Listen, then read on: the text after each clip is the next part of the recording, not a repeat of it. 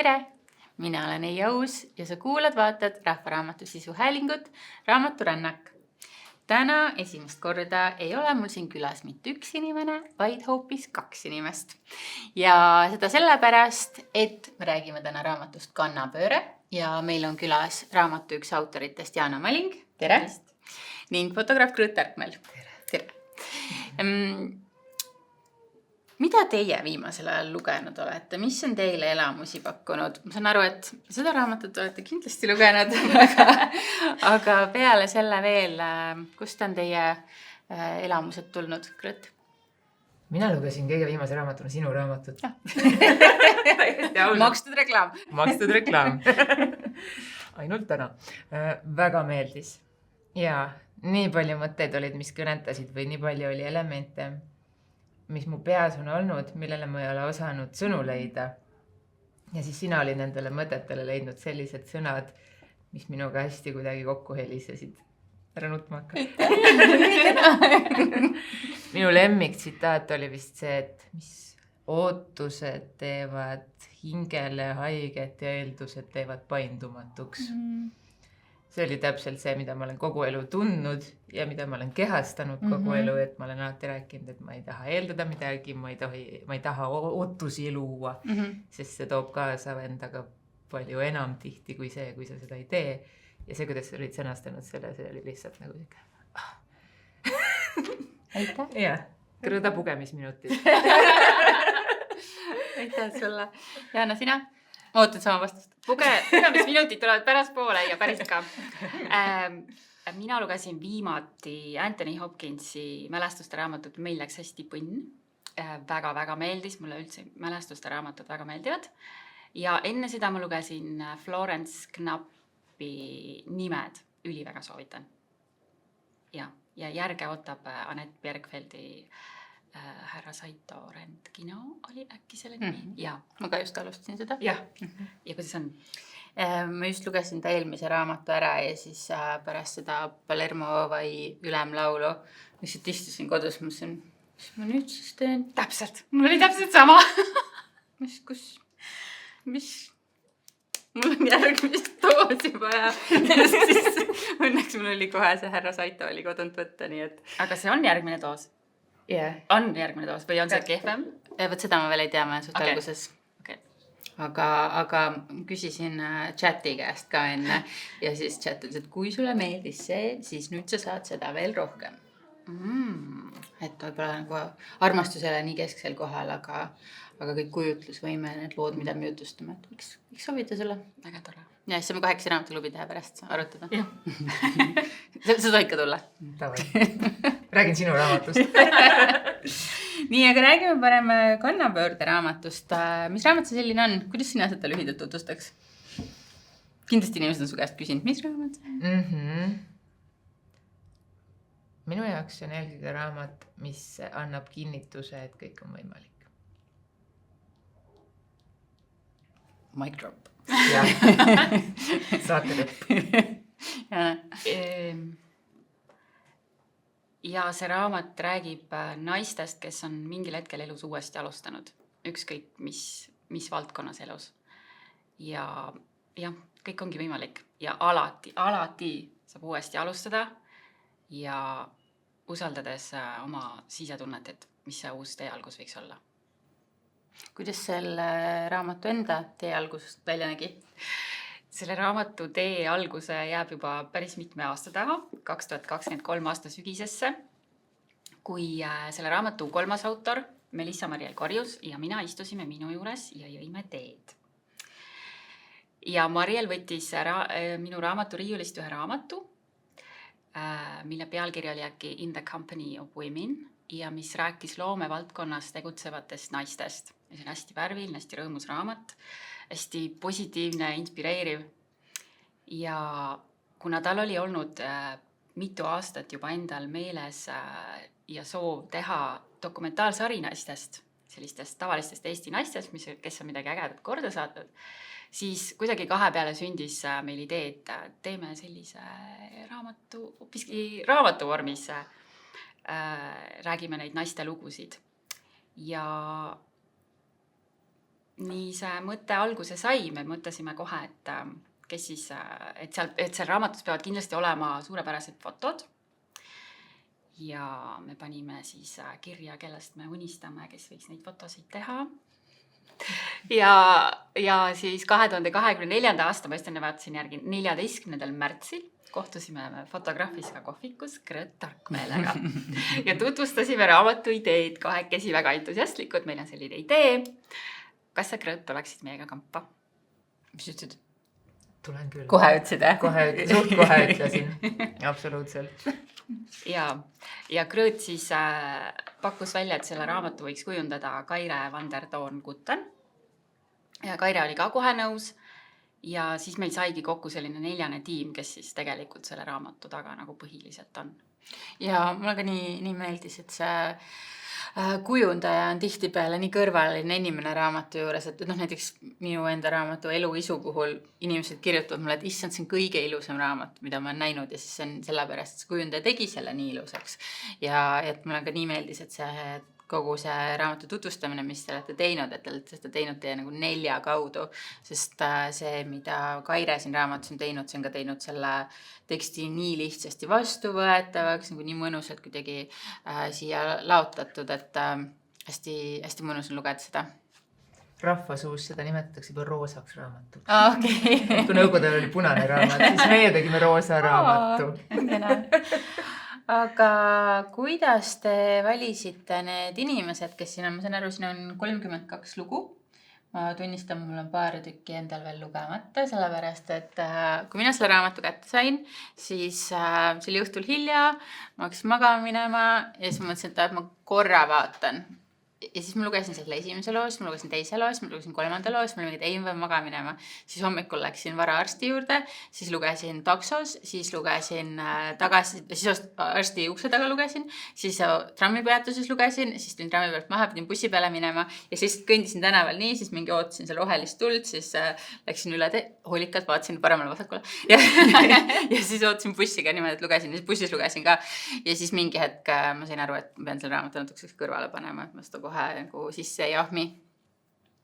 Aga kuidas te valisite need inimesed siia?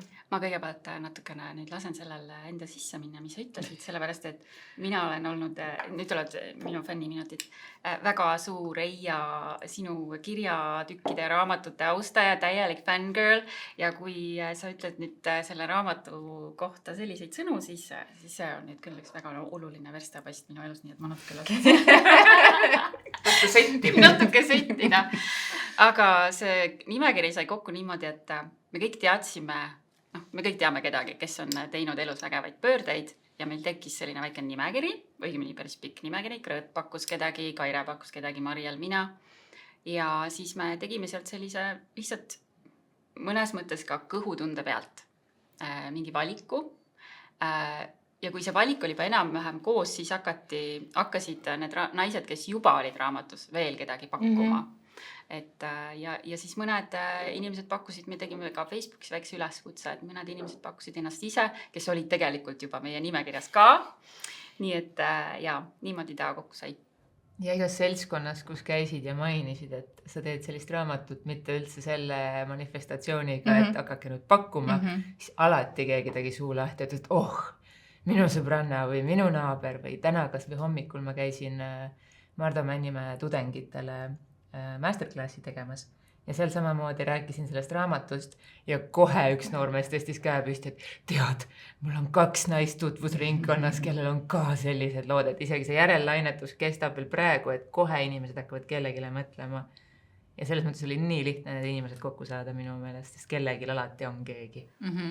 Aga et kui tõesti on nii palju neid põnevaid inimesi, keda saaks siia raamatusse panna, kuidas te lõpuks tegite selle valiku, sest mis mind vaimustas oli see, et ma alguses mõtlesin, et see kannapööre, et see on nagu et see otsus, et nüüd ma teen midagi teistmoodi, aga et siin on kõik lood on just nagu hästi erinevad, et kellel on seotud mingi haigusega, kellel on seotud läbipõlemisega, kellel on seotud kellegi surmaga, kellel on seotud, ma ei tea, mingi ilmselt nagu abielu lahkuminekuga või nii edasi, et kas te nagu spetsiifiliselt vaatasite, et kõik oleksid võimalikult erinevad või kuidas see? Ja me valisime hästi hoolega selles mõttes ka neid teemasid, et oleks hästi lai lai teemade valdkond, milles on naised pöördeid teinud, et kõnetaks võimalikult paljusid inimesi, et igaüks leiaks siit midagi. Jah, et esimese hooga võib ju mõelda, et see on tavaliselt siuke karjäärispektrit iseloomustav termin, aga see oli meil kohe teadlik valik, et see peab olema midagi palju suuremat. Ja et see pööre ei olegi teinekord võib-olla tulnud iseenda soovist, vaid elu on sind lihtsalt pannud seda pööret tegema. Et ka niipidi on võimalik.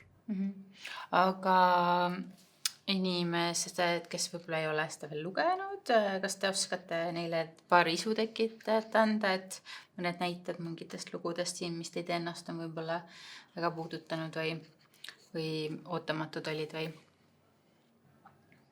Väga keeruline on kedagi välja tuua. On. Ja hästi, ma siis teen ise seda. Palun. Ja Silvia lugu, palun väga. Kohe see esimene Silvia lugu, et ta on Kanadasse emigreerinud eestlaste järglane ja siis ühel hetkel otsustas tulla Eestisse ja siis kolis Kihnuma ja siis jäi sinna plaanitust pikemaks. Siiamaani, noh. Et täitsa, et see tundub nii äge, et sa elad kusagil läänes, oma mingit rõõmsat elu seal ja siis hakkab niimoodi kummitama, et ma tahan teada, kes olid mu esiemad ja mis elu nad elasid, et sa muudad oma elu täiesti ära. Ja meil on ka näiteks leinalugusid, õigemini üks leinalugu. Me otsisime teadlikult, kes oleks sellist lugu naisest, kes on oma kaaslase kaotanud. Ja siis jõudis meieni täiesti juhuslikult selline lugu Viljandis elavast Marjast, kelle sisuliselt silme all tema mees lasti maha. Päisepäeva ajal rumalate kokkusattumuste tõttu lihtsalt. Nad olid minemas reisile, lapsed ja asjad olid autosse pakitud ja neil oli vaja kusagilt läbi minna. Ja siis sellest majast, kus nad läbi läksid, juhtuski see asi, et mees sai lihtsalt juhusliku kuuli keset Viljandi linna. Ja see lugu räägibki sellest, kuidas siis Marja on uuesti üles leidnud elu, rõõmu ja lusti ja on tõeliselt särav naine, nii et see lugu on ilmselt paljudele abiks. Aga nüüd, kui on natukene aega mööda läinud selle raamatu ilmumisest, siis kuidas see tagasiside on olnud? Sest see tundub mulle tõesti, et see iga lugu ilmselt kedagi puudutab.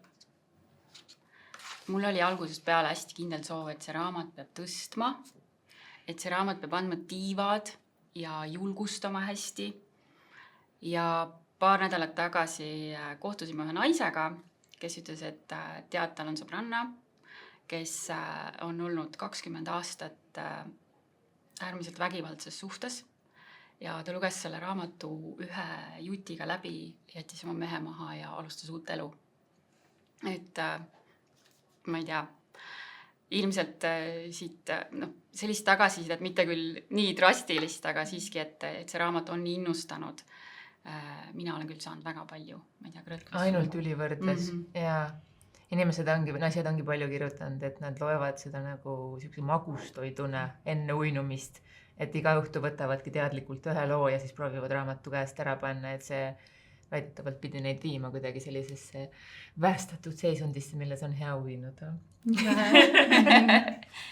Muu hulgas. Nii tore. Ja mulle tundubki, et kuidagi ma vist ootasin, et need on siuksed nagu lihtsalt lood on ju inimeste eludest, aga et samal ajal te olete suutnud ka purki püüda nagu kõik mingid kõige targemad elutõed, mis nad on kunagi elus nagu korjanud igalt poolt maailmast kokku, et neid siukeid tarkuse terasid oli siin nii palju, et see on nii ilus raamat, et ma ei raatsi siia mingi markeriga kallale minna, aga et hästi palju on siukseid nagu tõesti filosoofilisi märkamisi, mis ma arvan, et on see, kuidas nendele inimestele läinud korda, et need samamoodi lähevad lugejatele, et just need erinevad siin, et sa võid alati uuesti valida. Ja need vestlused olid meil tavaliselt sellised 1,5 tundi või 2 isegi, need intervjuud, et selle käigus me kuulsime väga palju tarku mõtteid ja väga palju tarku mõtteid jäi ka sellest raamatust välja, sest kõik lihtsalt ei mahu.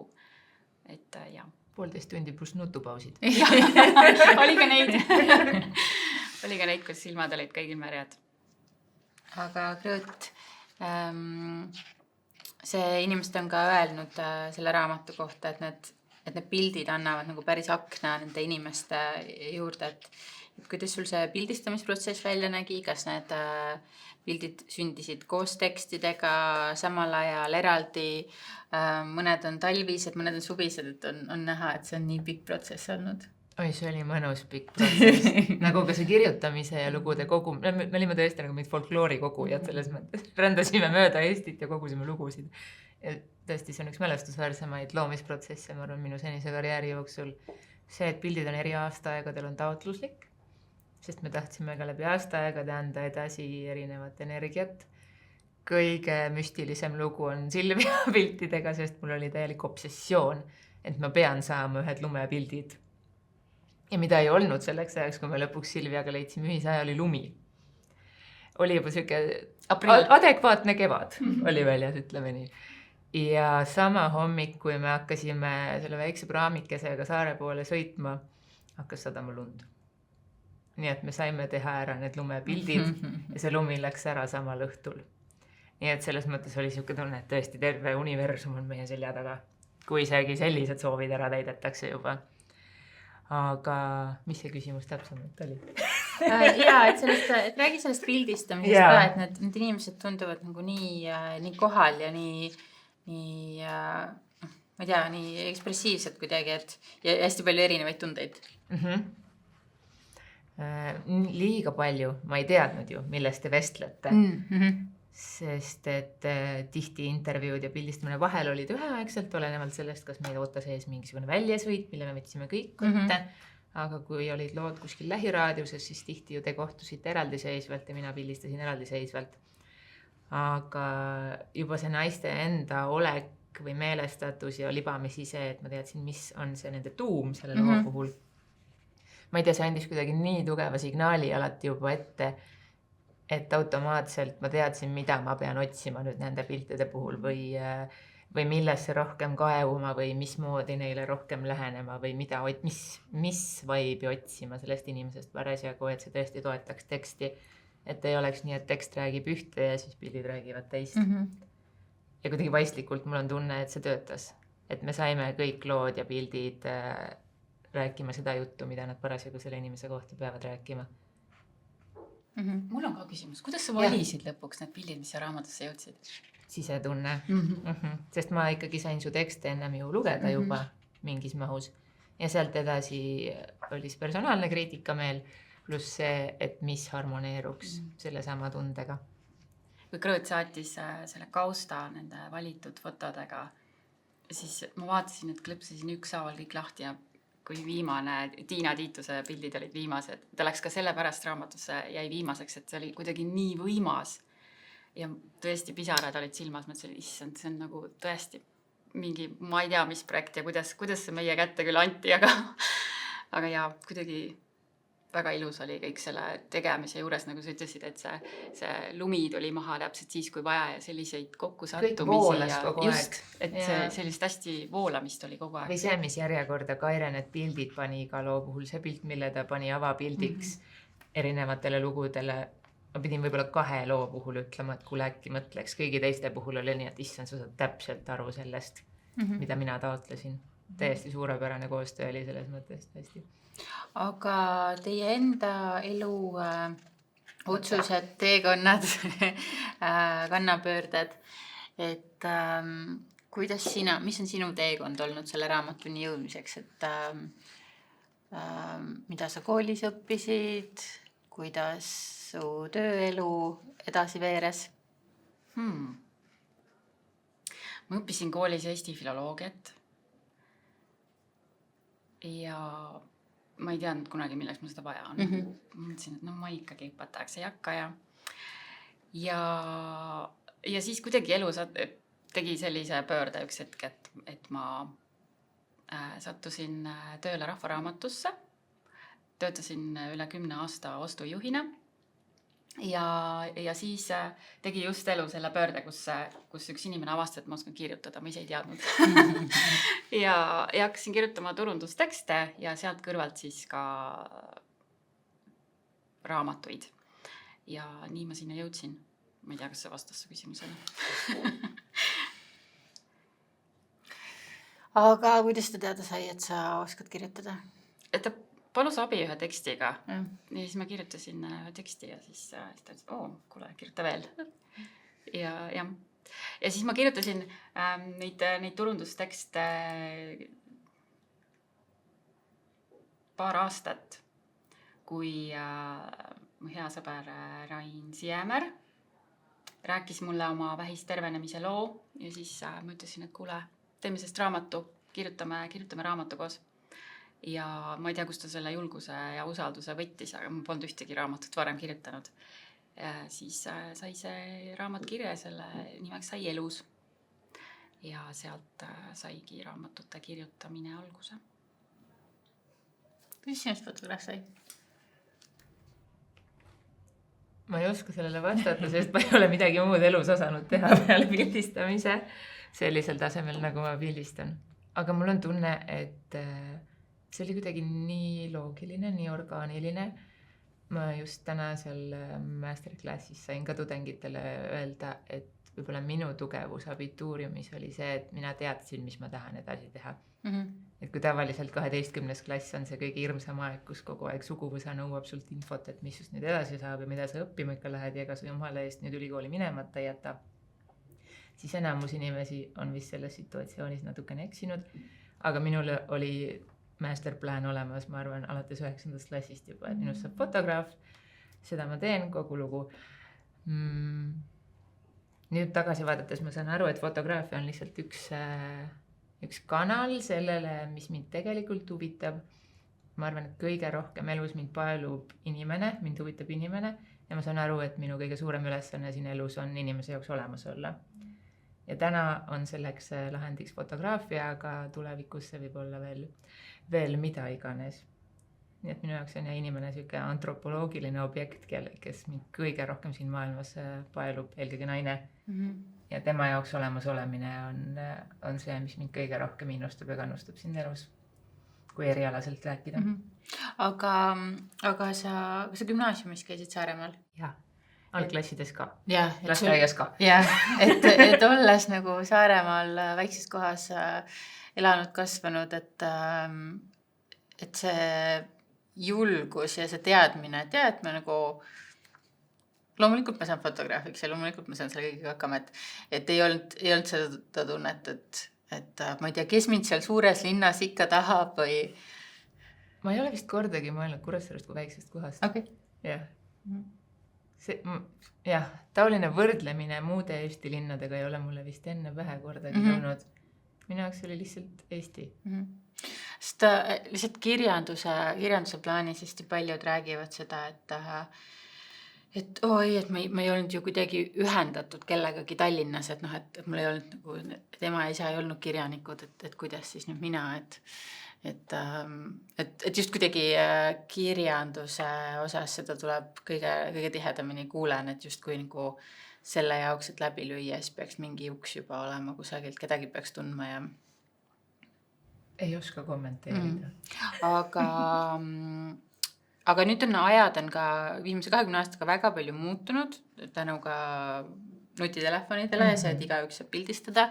Et kas tänapäeval fotograafiks saada on raskem või lihtsam? Võrreldes millega? Võrreldes selle ajaga, kui sina... Fotograafiks saamine on nii ehk mingi teekond, mida võib-olla ei saa kuidagi, kui me räägime klassikalisest hariduse omandamise kontekstist. Ma ei ole kindel, kas mina, olles täna 18, läheks võib-olla enam seda EKA-sse õppima. Sest nii palju on tekkinud muid võimalusi rahvusvahelisel tasandil, kõik on palju kättesaadavam kui 2005 aastal, et tol ajal ei olnud veel absoluutselt mingit võimalust, et sa lähed kellelegi kas või õpipoisiks või midagi sellist, või et sa omandad sotsiaalmeedia või YouTube, meil polnud isegi YouTube'i veel. Selle najal omandad teadmisi. et siis oli ikkagi ainuõige variant minna ülikooli. Mitte kutsekooli, see oli mul ka selge, ma ei proovi kuidagi pisendada kutsekoole, aga võib-olla see oli minu mingisugune obsessioon, et see peab olema ülikool. Ja täna ma arvan, et ma võib-olla isegi oleksin see noor, kes kasutab ära seda maailma avarust, mis täna on, et see ei pea piirduma ülikooliga. Et ei pea omama ülikooli haridust, et olla fotograaf. Mingites valdkondades ilmselgelt, kui sa õpid meditsiini, siis on imeline, kui sa oled vähemalt Tartus ära käinud ja kõik aastad seal ära istunud, aga fotograafia kontekstis see ei ole täna minu silmis määrav. Et oluline on see kirg sinu ja enda tegemine, pühendumus harjutamine. ja kohalolu ja see, et sa oled veendunud. Milline lugu teie enda jaoks tolles hetkes, kui te raamatut tegite, oli kõige puudutavam, mis, mitte see, et nagu, et see inimene oli ülitore või ta lugu oli, aga see, et mis sinu enda isikliku kogemusega haakus või mis sulle endale tegitas seda tunnet, et mul on nii hea meel, et see lugu on ka siin raamatus.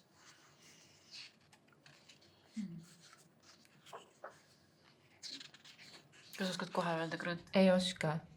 Ma ei ole natuurilt enda teistega võrdleja.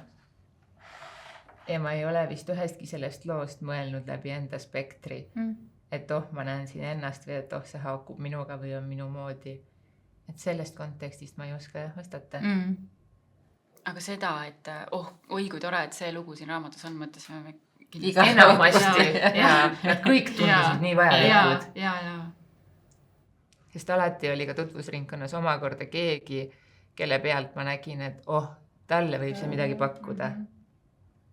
Et kõigi lugude vajalikkus tõestas ennast juba selles protsessis kuidagi ära, et alati oli kuskil silmapiiril ka inimene, kelle puhul ma nägin, et tal on seda lugu vaja.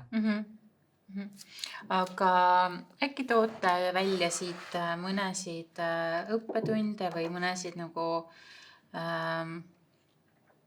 lugusid, mis võiks inimestele mingisuguse väikse iva anda ka juba enne raamatu lugemist. Võite rahulikult mõelda. Päris paljud naised rääkisid oma sisetunde ja kõhutunde ja mille iganes tunde usaldamisest ja selle järgi minemisest, et see kõnetas mind väga ja ma usun, et see kõnetab ka paljusid lugejaid. Ma olen nõus, see vaistule fokusseerimine. Et kui tänapäeval räägitakse päris palju sellest, et inimesed ei ole enam endaga kontaktis, oma sisetunnetega kontaktis ja oma vaistuga enam sidet, siis võib-olla see raamat on ka siuke stardiplatvorm naisele või siis miks mitte ka mehele, et ta näeb, et ka see on võimalik ja hakkab ka endas uuesti seda kontakti enesega otsima, kas siis iseenda seltsis või siis coachi mõne muu spetsialisti poole pöördudes. Sest nagu nendest lugudest on näha, siis sellest on väga palju abi, kui sa oled iseendaga kontaktis. Ja see intuitsioon ja kõhutunne on ka mingi kaks asja, mis minu jaoks olid lapsest saati, olid, et ei, et mingi ratsionaalselt läheneme asjadele ja siis nüüd ka niimoodi natukene rohkem proovin kuulata ja proovin nagu tunnetada, et üks õhtu kutsuti hästi toredale peole ja siis kutsuti teisele mingi toredale piknikule sõpradega aias ja siis ma olin mingi, et jookseks igasse suunda, aga oota, las ma korra mõtlen, mida mina tahan. Ma tahaks kodus olla. et see üks asi tekitab elevust, teine asi tekitab elevust, aga see tunne, mis mul praegu on, et mul oleks nii hea, kui ma oleksin siin praegu, et ei olnud nagu mitte ühtegi mingit FOMOt ega mitte midagi, aga siis eile õhtul mul oli tänase salvestuspäeva pärast, oli väike ärevus, ma jään kohe magama ja siis ma scrollisin Instagramis, mida tõesti ei peaks õhtul tegema, aga siis mul hakkasid, kõigepealt tuli mingi, et näiteks siuke nagu kinnine käsi, et oli usalda oma intuitsiooni, arva ära, mitu eset mul on siin käes ja et see on alla 10 ja siis pakkusin õigesti, tegi käe lahti, mul oli mingi, kuidas ma seda teadsin ja siis kuna see Instagram nägi, et ma vaatasin selle ära, siis ta hakkas mulle panema neid teste, et siia paberi peale on kirjutatud üks number, mis on suurem kui 9 ja väiksem kui 22, mis number see on ja siis ma arvasin ära ja siis mul oli mingi, et ei, sa pead magama minema aga et siis mul oli eile õhtul see mingi, mu kõht hakkab ka juba nagu mingi Rääkima. ellu hakkama. aga siis intuitsioonist ja kõhutundest rääkides, et millest selline number, et siin on 31 juttu? Alguses pidi olema 30 juttu. Nii. Aga siis elu hakkas meile teele viskama veel 1,2, muuhulgas ka sellesama eelmainitud Silvia, kellest mina kuulsin läbi oma kalli sõbranna. Ja kui ta oli mulle selle loo ära rääkinud, siis oli mulle täiesti selge. Ma arvan, ma kohe helistasin või kirjutasin sulle, et kuule, nüüd me peame midagi ümber mõtlema ja selle 30 alla neelama, et see number saaks 31. Sest et see oli midagi fenomenaalset, see Silvia lugu ma teadsin, et rohkem Eestis selliseid lugusid arvatavasti ei ole ja see, et see meie ette niimoodi serveerus ilma meiepoolse pingutuseta.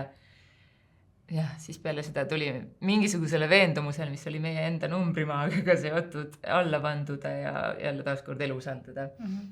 Ja võtta siis see 31. naine.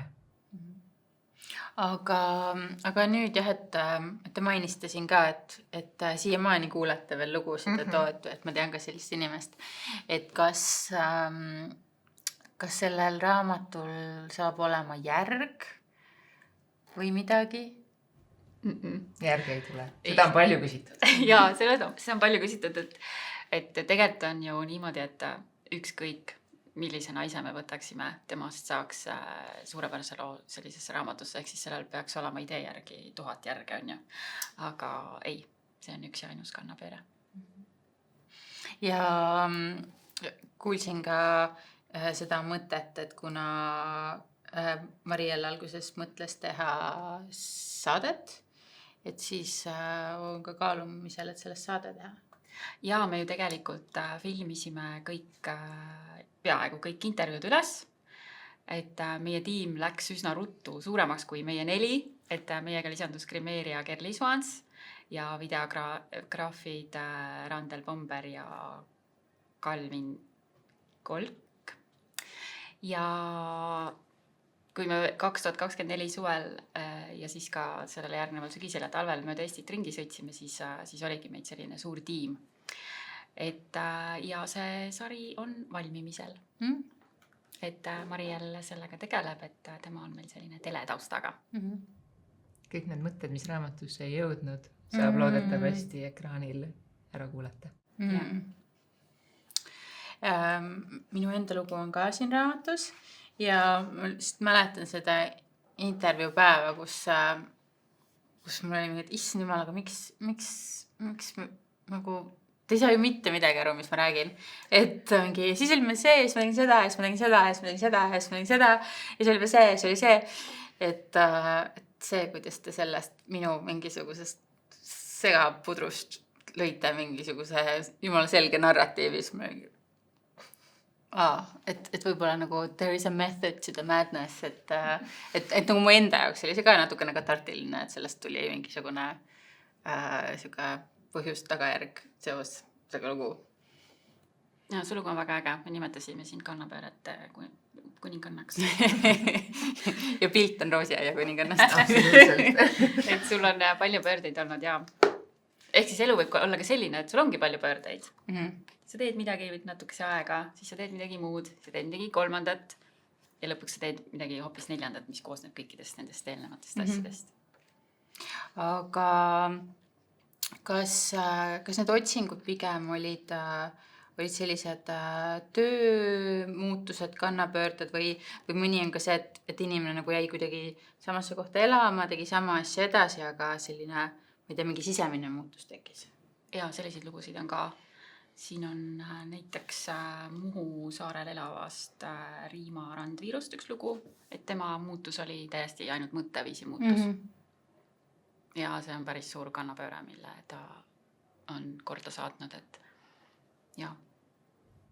Jah, oli mitmeid seisundi muutuse lugusid, kus kas haigus, mis iganes, on pannud taipama, et nii küll edasi ei saa minna, et miski minu sees peab muutuma, mitte minu väljas.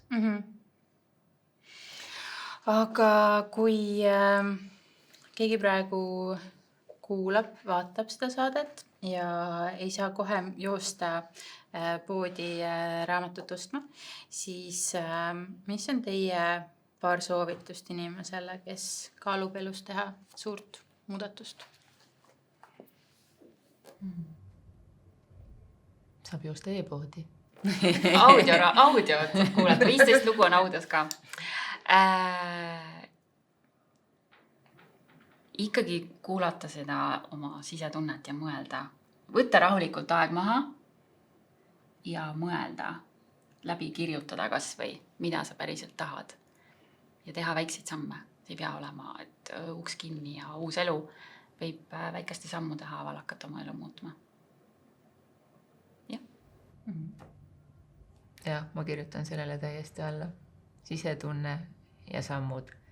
Ja mitte alati suured sammud, sest et ka suur samm on teinekord vajalik, aga väiksed sammud kipuvad olema jätkusuutlikumad ja päriselt edasi viima.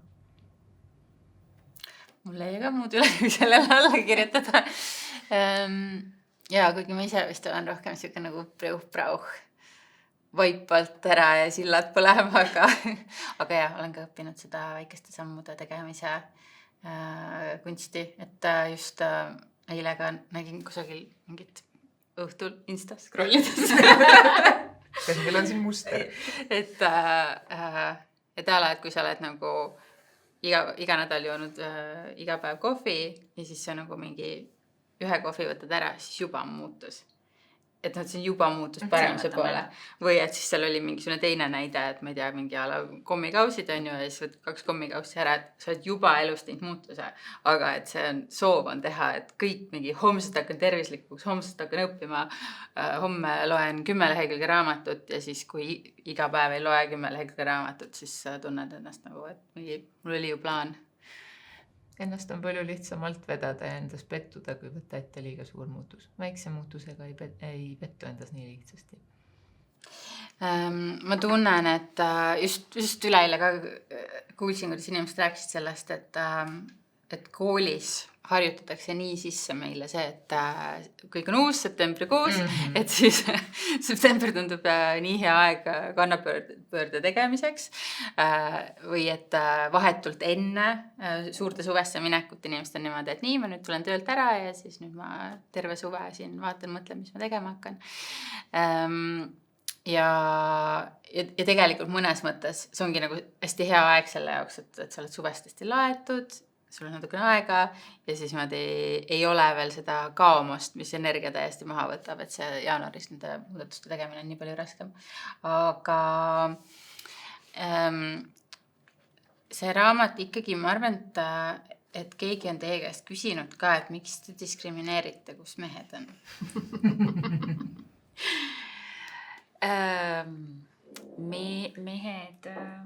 Mehed on naiste kõrval. Aga kui rääkida raamatust, siis meil on küll üks mõte. See ei ole samasugune mõte. Aga mehed võiksid saada küll oma raamatuga. Läbi teistsuguse tähelepanu. Kas me tahame sellest rohkem rääkida? Ma ei tea, vist ei taha. Hästi, siis ma saan aru, et teil on ka nüüd sügisel selline uus väljakutse. Me hakkame hauduma. Me haudume, jah. Aga mehed saavad ka meie poolt tähelepanu, seda me saame lubada. Väga tore. Lõpuks me jõuame Ekeringiga naisteni tagasi selle tähelepanuga. Nii põnev. Hästi, aga suur aitäh teile tulemast, suur aitäh julgustamast. Ja ma tõesti soovitan, et ma olen küll juba seda raamatut soovitanud, aga mina olen ka seda kinkinud nii paljudele eri vanuses naistele, nii erinevates eluetappides, et tõesti igaüks on siit leidnud midagi väga olulist. Nii et suur aitäh, et te tegite selle nii suure pühendumusega, et lõite midagi erilist. Eesti naiste roosa raamat. Eesti naiste roosa raamat. Aitäh. Aitäh. Ja jääme lugemiseni.